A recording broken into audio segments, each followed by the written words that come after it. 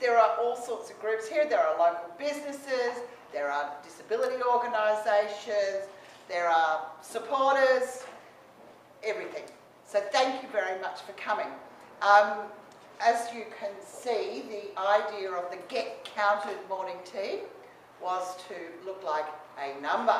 And in case you can't work out who I am, I'm one of the 5 little ducks that went over the hill and far away, which of course is what a lot of people would like the disability sector to do, but we're not going to. We're right here and we're staying here. We are here to get counted. We have here a computer. I'd like to encourage everyone to sign up for the to support National Disability Insurance Scheme. We're at just over 92,500. We need 100,000 by Monday, so please do that. Our guest speaker, Lisa, is going to speak to us in a minute, and then I've asked Teresa if she would help with the judging of the costumes. We have quite a list of prizes, including for the least imaginative costume.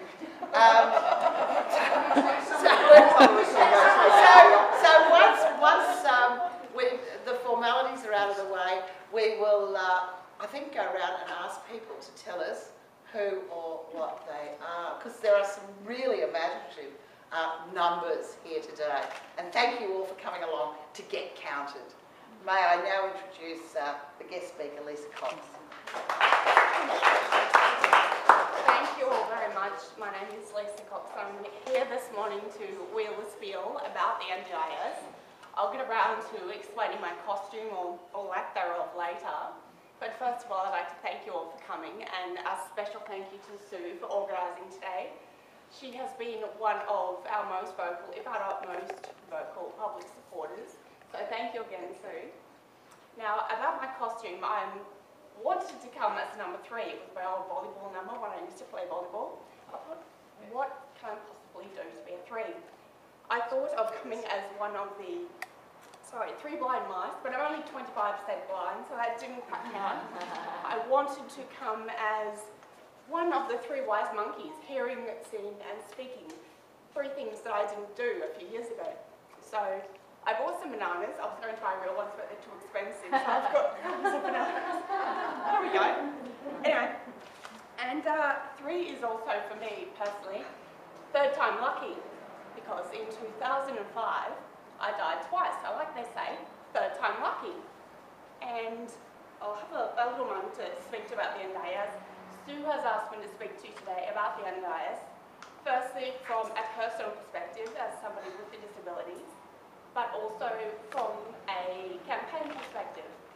I also work in the NDIS office in Brisbane, the campaign office, trying to get people like you to sign up to get 100,000 by Christmas.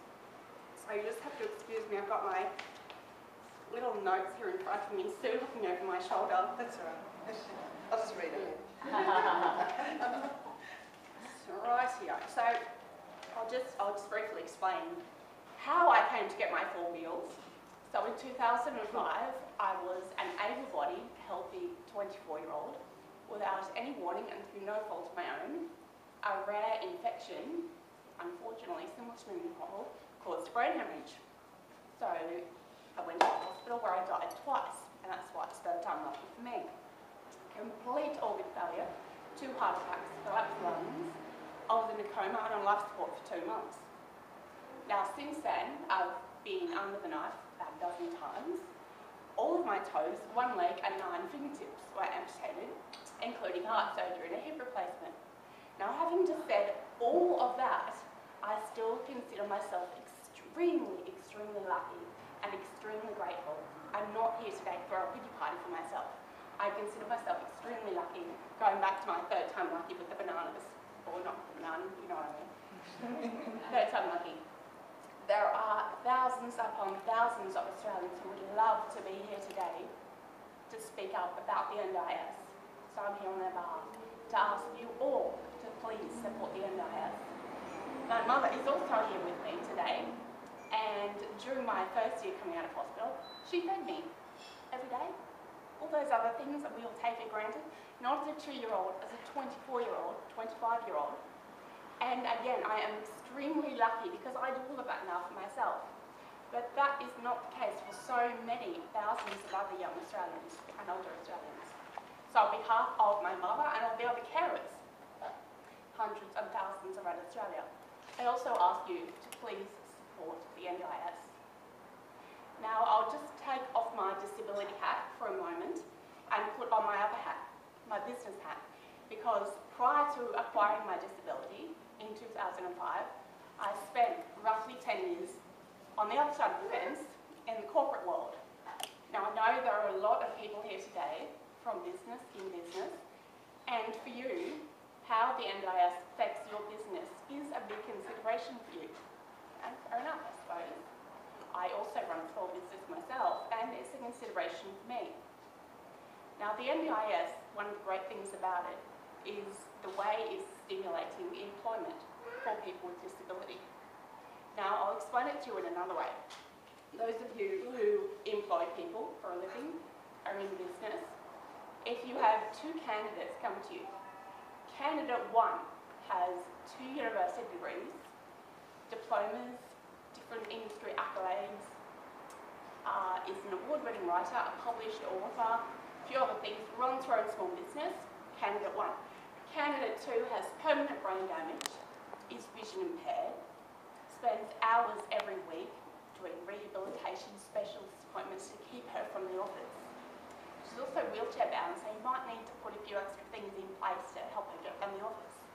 Now, as an employer, what's your decision? It's fairly easy, really. But on paper, I present as candidate one. In person, I present as candidate two. And that was my situation when I re-entered the workforce a few years ago. It was very, very difficult, and again, going back to being extremely lucky, I've re-entered the workforce and started my own business. There are thousands of people out there who can't do that for themselves. Not everybody has a Judy Cox to drive them to work every day, because I don't drive anymore.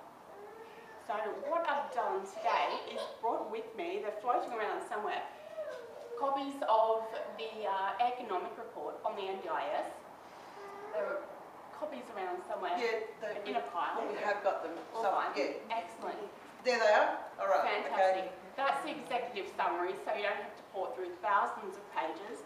The executive summary will give you a brief overview of essentially the benefits of the NDIS for your business, for your candidates, for your clients, those sorts of things, because we like to think that disability should never be a political game, but the reality is disability does become a political minefield sometimes. It does become a business decision sometimes. As much as we'd like to think it doesn't, unfortunately it does. So, sorry, I'm laughing at the Christmas fairy who wants to get out of that nasty dress. But I do apologise, Lisa. That's okay. Nice little segue. Now, since our theme today is numbers, I'm going to throw a few more other numbers your way. So, let me pick the first number, 9.6 billion is the number of dollars that an NDIS would stimulate through employment for our economy.